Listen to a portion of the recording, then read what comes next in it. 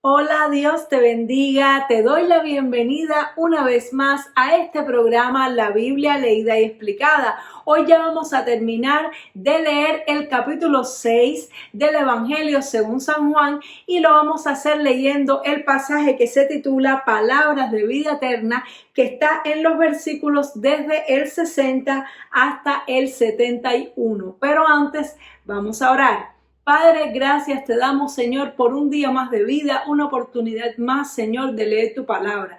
Te ruego que me des sabiduría, Dios mío, para hablar conforme a tu voluntad y a tus palabras. Que pongas, Señor, tus pensamientos en mi corazón, Espíritu Santo, en el nombre poderoso de Jesús. Amén y amén. Gloria a Dios. Así que leemos Evangelio según San Juan, capítulo 6, verso 60.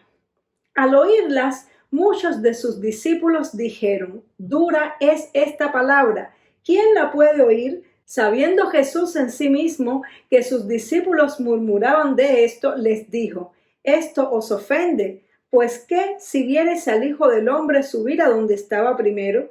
El Espíritu es el que da vida, la carne para nada aprovecha. Las palabras que yo os he hablado son espíritu y son vida.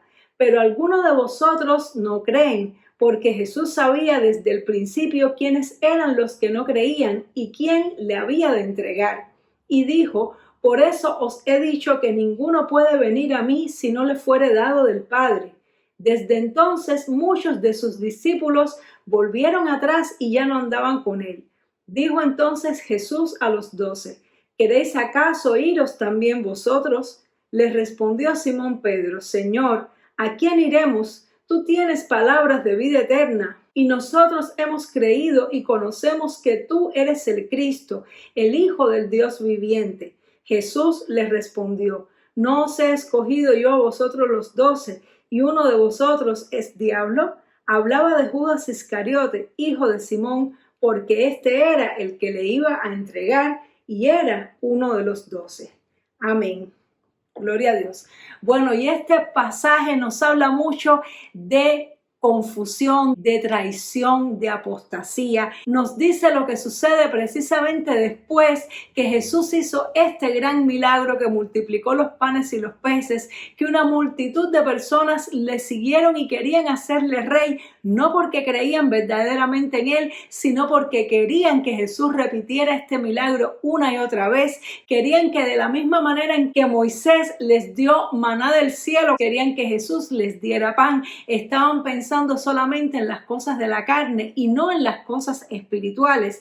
Y vimos que Jesús entonces les empezó a hablar bien duro. Eso lo estuvimos analizando en capítulos anteriores.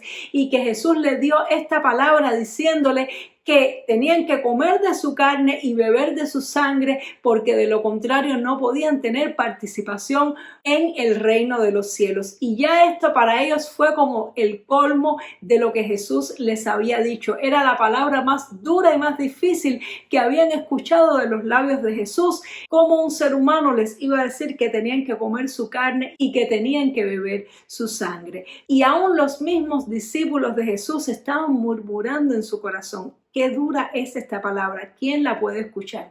Y eso me recuerda un poco a lo que sucede hoy actualmente en la sociedad con la Biblia, con la palabra de Dios. En la medida en que la sociedad se vuelve más pecaminosa, más enfocada hacia el deleite personal y más alejada de la moral y de la vida espiritual de Dios, a las personas les ofende la palabra de Dios. Hace años atrás, oír hablar del matrimonio virginal era algo totalmente normal y natural, y era lo que se consideraba justo y decente en la época. Sin embargo, hoy en día, cuando le hablamos a las personas de que Dios quiere que nos conservemos puros hasta el matrimonio y que nos casemos vírgenes, las personas dicen: dura es esta palabra, no la puedo soportar. ¿Cómo es posible que Dios nos está pidiendo algo como eso? Y así también sucede con muchos otros mandamientos que dice el Señor. Lo que antes se veía como una cosa natural, natural, como una cosa normal, hoy en día ofende. Y va a llegar el momento en que la palabra de Dios va a resultar tan ofensiva para la sociedad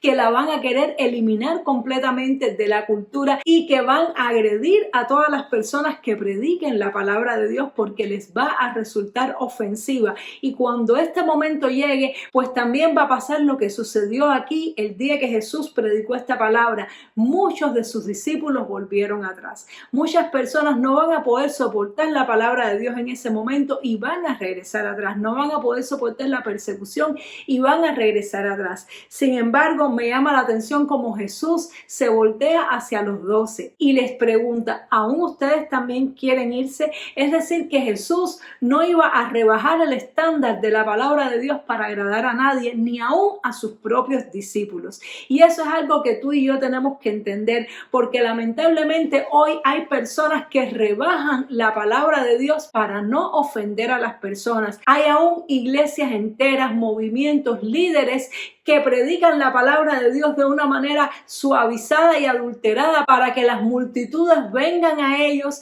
y no se sientan agraviados y ofendidos con el mensaje de la palabra de Dios. Sin embargo, no vemos esta actitud en Jesús. Jesús no rebajó el estándar de la palabra para que las multitudes no se sintieran ofendidas, ni aún para que sus discípulos no se sintieran ofendidos, sino que permanecieran con él solamente aquellos que estaban dispuestos a pagar el precio de llevar su cruz y cumplir la voluntad de Dios. Aun cuando a sus discípulos también les pareció dura esta palabra y no la podían entender, ellos tuvieron una actitud completamente diferente. Y Pedro aquí toma el protagonismo diciéndole a Jesús, Señor, ¿a quién iremos? Solamente tú tienes palabras de vida eterna. Y es que nosotros tenemos que entender que aunque la sociedad quiera rechazar la palabra de Dios, que aunque la cultura quiera cambiar y oponerse completamente al mensaje de la Biblia, quiera llamar a lo malo bueno y a lo bueno malo, solamente Jesús tiene palabras de vida eterna. Por eso es que debemos permanecer con Él, no por los milagros que Él puede hacer, no por las bendiciones que podemos obtener como sus discípulos, sino porque solamente en Cristo Jesús hay vida eterna. El Señor lo dijo muy claro, el Espíritu es el que da vida, la carne para nada aprovecha. Y hoy en día la sociedad en la que vivimos cada día nos hace enfocarnos más y más en las cosas de la carne, lo cual lleva a las personas a la muerte y los aleja de Jesús, que es el camino, la verdad y la vida. Y solamente eso debe bastar para que nosotros permanezcamos con Jesús. Van a haber situaciones en nuestra vida en que aún la palabra de Dios va a parecer dura para nosotros, va a ser confrontadora. Van a haber momentos en que vamos a tener que dejar cosas atrás para poder agradar a Dios y nos va a doler. Y también van a haber circunstancias en las cuales no vamos a entender lo que Dios está haciendo en nuestras vidas, como sucedía con estos discípulos que ni aún podían entender por qué Jesús estaba hablando tan duro, por qué Jesús les decía aún a ellos mismos si querían irse y retroceder. Sin embargo, son los momentos en los que nosotros tenemos que irnos a las raíces de nuestra fe. ¿Por qué hemos creído en Jesús? ¿Por qué estamos con Jesús? ¿Porque nos parece bonito? ¿Porque nos parece un mensaje atractivo? ¿Porque la iglesia es un lugar bonito para recibir paz y bendición? ¿O porque solamente las palabras de Jesús pueden darle vida a nuestro espíritu? Y porque solamente Él es el camino para la vida eterna. Así que Pedro junto con los otros 11 discípulos permanecieron junto con nuestro Señor, no porque entendían lo que Jesús estaba haciendo, no porque se sintieran menos ofendidos que el resto de las multitudes, sino porque habían creído que Él era el Cristo, que era el único camino para la salvación y la vida eterna. Y por eso el Señor les dijo, nadie puede venir a mí si no le fuere dado del Padre. Es decir, que van a haber momentos y circunstancias que Dios va a permitir para que salgan a relucir las verdaderas intenciones de los corazones de las personas. Por eso es que hacia el final de los tiempos, justo antes del regreso de nuestro Señor Jesucristo, el mundo ya está y estará en una gran crisis, en momentos difíciles, en momentos oscuros, para que salga a relucir la fe verdadera de las personas y las intenciones verdaderas de las personas, y para que sea aprobado todo aquel que profesa seguir al Señor Jesús y todo aquel que tenga la motivación incorrecta, pues tome la decisión que tenga que tomar. El Señor quiere y anhela que todas las personas sean salvos, pero Él no va a rebajar sus estándares para que seamos salvos. Tenemos que reconocernos como pecadores, tenemos que arrepentirnos de nuestros pecados y someternos a la voluntad de Dios, aun cuando no podamos entender muchas cosas, y estar dispuestos a padecer y sufrir con el Señor Jesucristo para también poder tener vida eterna junto con Él. Jesús conocía los pensamientos de los discípulos. Jesús sabía incluso quién era el que le había de entregar.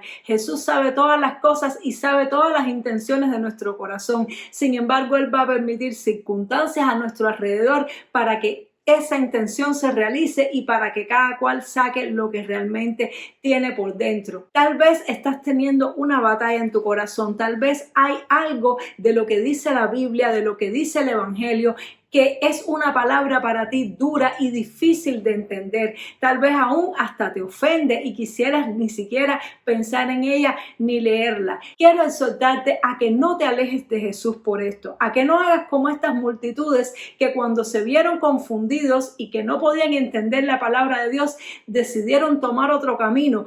Porque no hay otro camino para la salvación, no hay otro camino para la vida eterna. Permanece creyendo en Jesús aun cuando hayan cosas que te sean difíciles. Pídele que te ayude, pídele que te limpie tu corazón, que te limpie tu espíritu, que limpie las motivaciones que hay dentro de ti para que puedas seguirle con gozo, con alegría. Pero aun cuando vengan momentos duros de dificultad, puedas permanecer junto a Jesús simplemente por la fe en que no hay otro camino. Solo Jesús tiene palabras de vida eterna. Vamos a orar. Padre, te damos gracias, Señor, por esta palabra que tú nos has dado. Gracias porque hoy, Dios mío, hemos entendido que a veces tu palabra puede ser incluso ofensiva, Señor, para algunas personas y que con el tiempo lo será cada día más, Señor.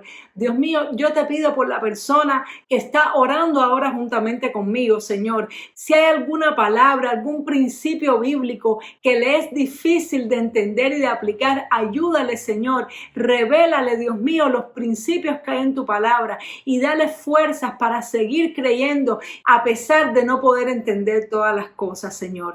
Te damos muchas gracias, Dios mío, y te pedimos que nos ayudes, que nos fortalezcas, que limpies las intenciones y las motivaciones de nuestro corazón y nos ayudes a permanecer junto a ti creyendo que tú eres el Cristo, Señor, que solamente en ti hay salvación y hay vida eterna. En el nombre poderoso de Jesús, amén y amén. Gloria a Dios. El Señor te bendiga mucho. Espero que esta palabra te haya edificado y nos vemos, Dios mediante, en el siguiente programa para comenzar a leer el capítulo 7 del Evangelio según San Juan.